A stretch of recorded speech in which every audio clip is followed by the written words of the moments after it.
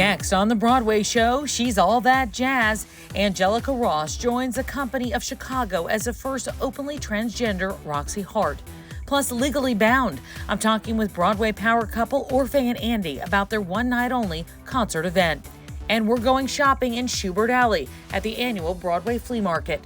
I'm Tamsen Fadal, and this is the Broadway Show.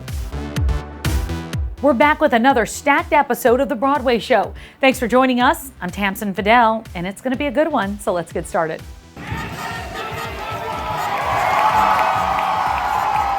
Another history-making night on Broadway. Angelica Ross just made her Broadway debut as Roxy Hart in Chicago. She's the first openly trans performer in a lead role on Broadway. Let's send it out to Paul Wontorek. Thanks, Tamsen. Angelica Ross won fans playing Candy Ferocity on TV's Pose. Now she's making headlines in her Broadway debut as Roxy Hart in Chicago. I had the pleasure to sit down with her at citizenM Hotel. Welcome, Miss Ross. So good to see you. Thank so you excited very much. You are on Broadway. Yes, we're here. We've made it. To Broadway. Yes, to Maybe Broadway. Maybe not something you were expecting right now. I was not expecting it at this moment, but at some point, the child in me had always seen this. Yep. I had done musical theater so much in my childhood and thought this was the direction I was going, and then went on quite the detour. So I fell in love with you as Candy Ferocity. And now you are Foxy Roxy Hart. Yeah. What an amazing journey. What an amazing character you're getting to take on. Opposite Broadway pros. Yes. What is it like working in this Broadway company? It's incredible. I have so much respect for people on Broadway because 8 shows a week. When they told me that, I was like, excuse me, say what? 8 shows a week? But I'm so grateful to be in this space because it has conditioned me for something that I think is just even more in my future, performing that much. As a new vocalist or someone that's returning to this vocal space, I was super protective because I was super scared of cracking or, having some vocal moment. And so I've been protecting my voice and talking at a certain level and what have you. And then a week ago or so, I was just like, no. Yes, I will do the vocal warm-ups. Yes, I will do what I can to protect my voice. But right now, I'm gonna push myself and I'm gonna see just how much I have in there. And I surprised myself at how much voice and command and access and range that I have. And this, for me, feels like the beginning. You got to remember that also on Broadway, the audiences, they're rooting for you. You know what I mean? They're on your side and they love it. Oh, yes. They're there in the moment. But my fear is now gone. At first it was like just such a big idea in my head. Broadway. Sure. The lead. Yeah. Roxy, all these things. But once I got on stage, once I climbed the ladder that Roxy sings on, the fear started to subside. And I just realized not only can I do this, I am doing it. And at a place where I'm not afraid. I know that my younger self is like squealing. But for me, truly, it is this aspect that affirms everything that I wanted to do and that it was never going to be too late or that the opportunity didn't pass me by. Why did you gravitate to theater? I needed a place to escape. Growing up and starting to realize, actually, or having other people starting to realize before you even do, that you're different. Right. And start to treat you different because of that and bully you because of it. And then experiencing that in my own home, I didn't want to go home after school. So it was, for me, what other program could I do? So theater became the space where I could be someone else for the moment and become a ham really on stage. Like it just took to it like fish to water. You are just an actress doing a fantastic role, but you are also making history. You are the first openly trans actress in a leading role on Broadway. We just had Elle Morgan Lee get the Tony nomination for A Strange Loop. Yes. There are a lot of doors being opened. There's a lot of attention being paid, but you're also just an actress doing the work. What is it like to sort of navigate the attention and the actual job at hand? I love what I do. The fame part, not so much. So for me, being the first sister, the first that, I honestly dislike hearing that. I really don't care about being the first of anything. I want to be the best. And many times the first isn't the best, you know? But this time it's gonna be.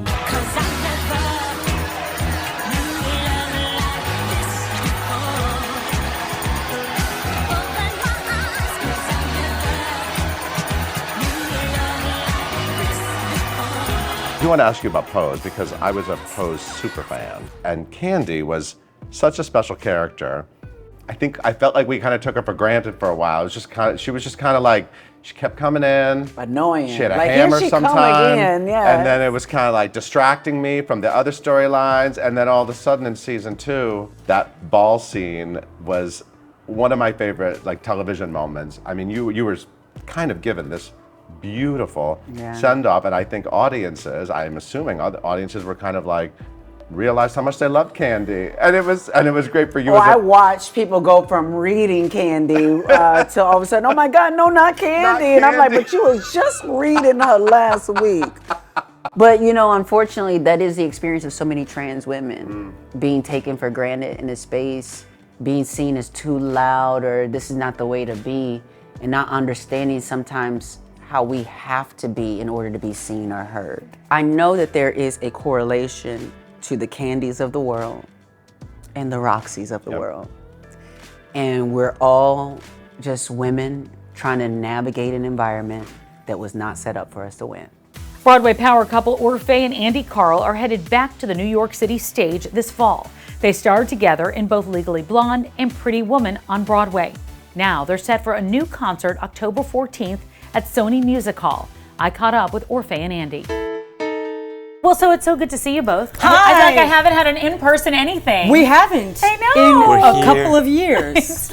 So I wonder why. Well, let's talk about your voices because October 14th, everyone's going to get to hear them. What do you have going on? Oh, October 14th, we are doing a concert at Sony Hall, and it's going to be really exciting. We've got a ton of singers, our whole band, practically an entirely new set. There's a couple of songs we have to keep because the audience and the fans that come over and over again are like, if you don't keep this, we're not coming. So we have to kind of split the difference, but it's mostly a completely new set. So we're really excited. I love it. Well, you know, Broadway power couple here. What are you looking forward to for the 14th? We're going to have some fun. The concert's going to be amazing, and it always is. We always are pretty spontaneous for the evening, but we also, you know, try to be very entertaining for people. We want people out of their seats. We want them jumping and cheering and clapping and having a good time because that's what it's all about. So what are people demanding? What do they want to hear? What are you not allowed to leave out? Well, I specifically demand that she sings Janis Joplin. Yeah, so oh, Janis is my... It rocks the house. And I was a fan before we were married, and I still am. So I have such a good time. What's the song? What's Andy's favorite song? What's the Janis Joplin song? Yeah. Oh, Piece of My Heart. Piece of My Heart. Yeah. Come on. Piece of My Heart. Can we have one? No? One? Take it! Take another little piece of my heart now, Tamsen. Oh, come on. If that didn't sell a bunch of tickets, I don't know what that will. sold me. I was going to say Andy, but I said, no, I can say that anytime. Sorry, Andy, so that was one's for me. You. No, it was for you. It's special. So, it's a special. Yeah.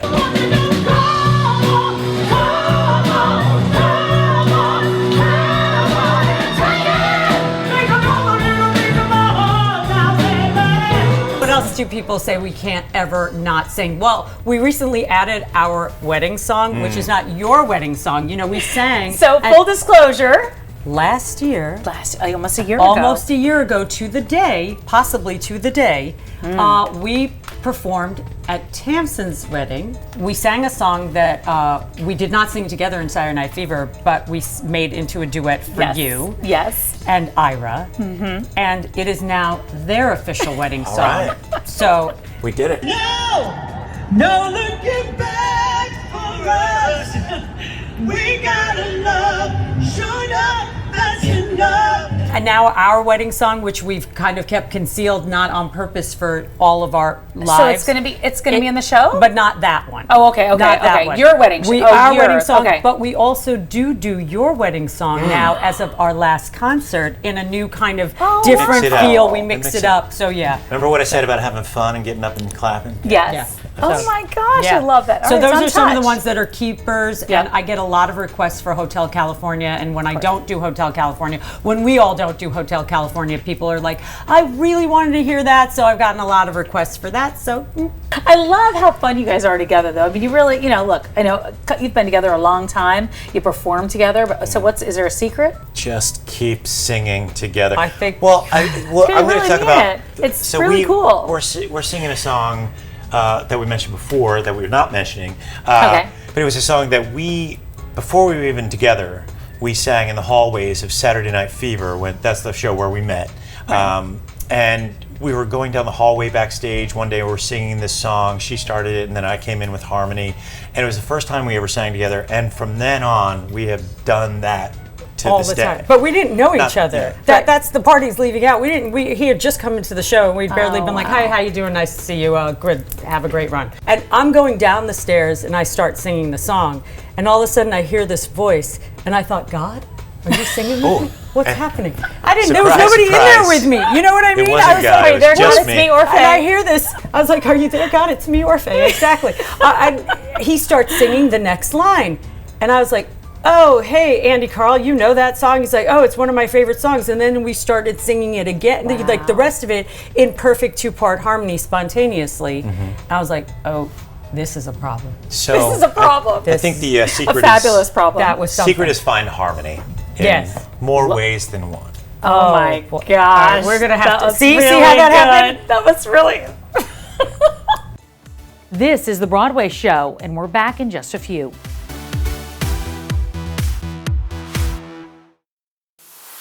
Welcome back to the Broadway Show. I'm correspondent Perry Sook.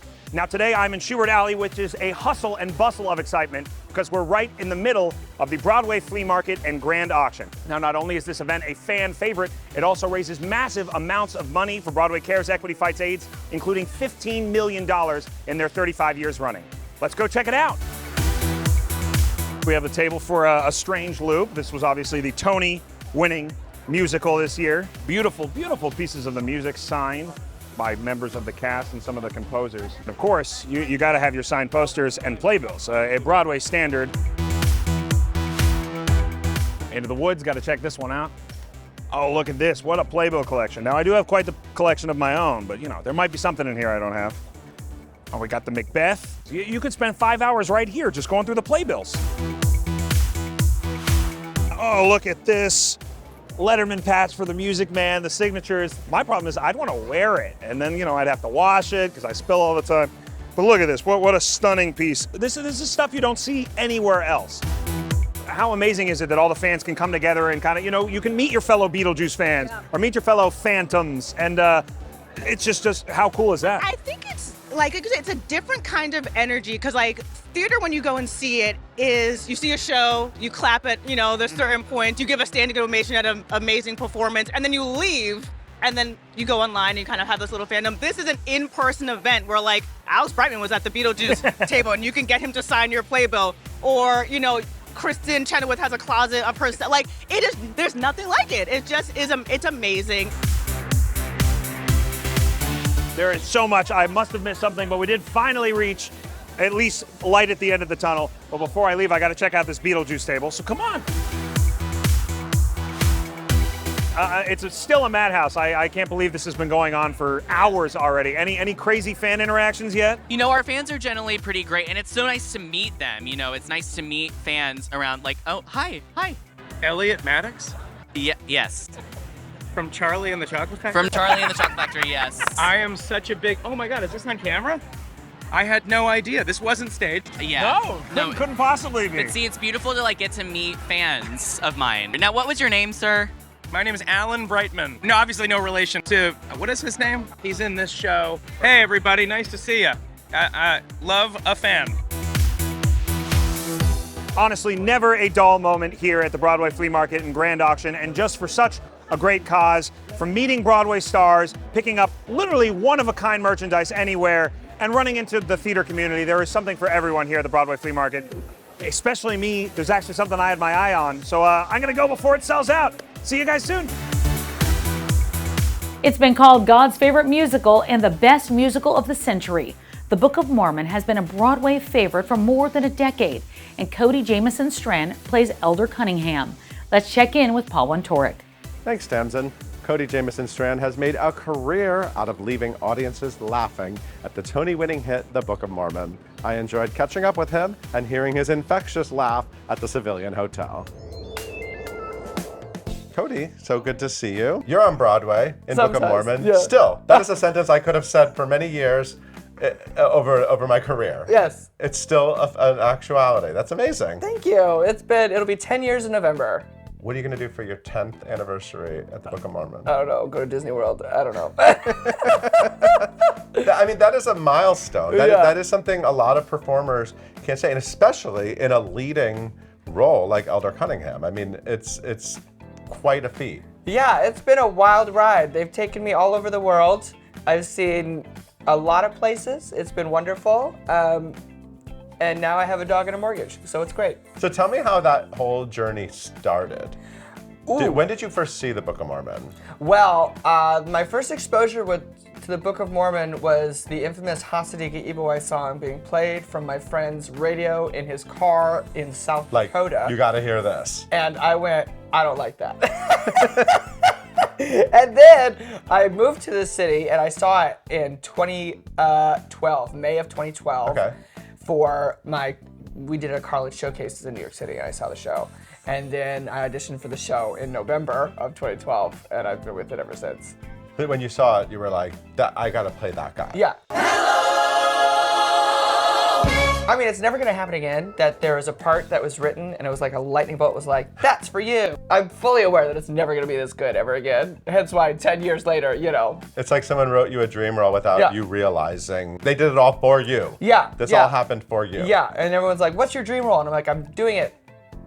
So what? Yeah, no. It's all downhill from here. I need to hear all about your childhood. Let me really dig into this. The traumas, the tribulations. Well, just tell me, like, where did you come from? I was born and raised in Sioux Falls, South Dakota, to a teacher mother and a pastor father. Wow. It was a wonderful childhood. South Dakota is a magical place. Childhood. Yeah, very. Pastor. But he's seen the show. I think he's on number 38 now. So. Wow. Yeah, he's pretty on board with that. He always tells, because he sends his congregation to go see it. He's always like, just as long as you come back after. And like, I think he needs to bless some people after the show. But. Oh, I see. He has to save them after they see the Book I of still Mormon. remember I was auditioning for the show and I sent it to my mom, being like, Mom, I have an audition for the show. And she goes, okay, we won't tell your dad. Which tells me that she had zero confidence that I was actually going to get the job. And then, the second conversation was like, Mom, I think I got the job. And she said, okay, well, ease your father into this. And she didn't play some of the numbers for him until he saw it. So he actually had to experience some of the... he experienced it in the best way. The more shocking going moments. in blind. And then he was like, wow,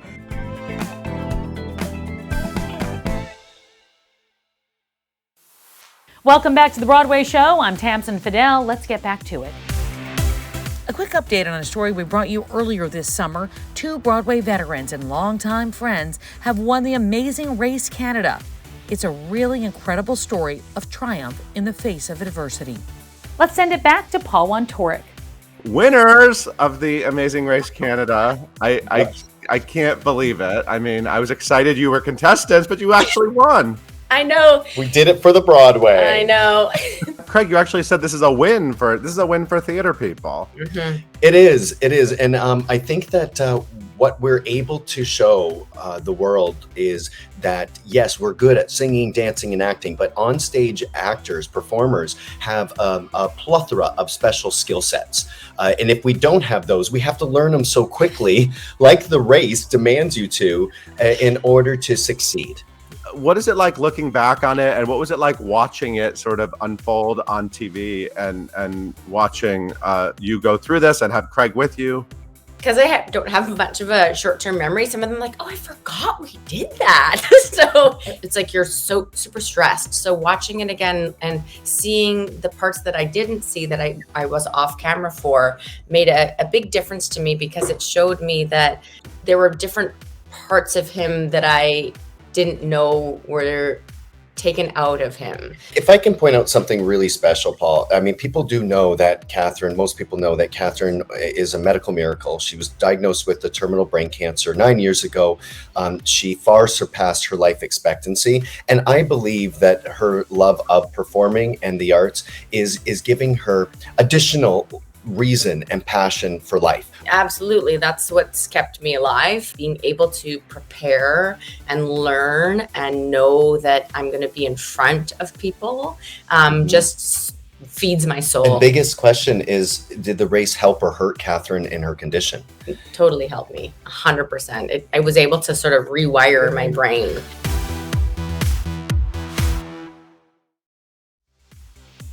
That's going to do it for us, but until next time, check out the Broadway Show Uncut wherever you get your podcasts. I'm Tamsen Fadal, and this is the Broadway Show.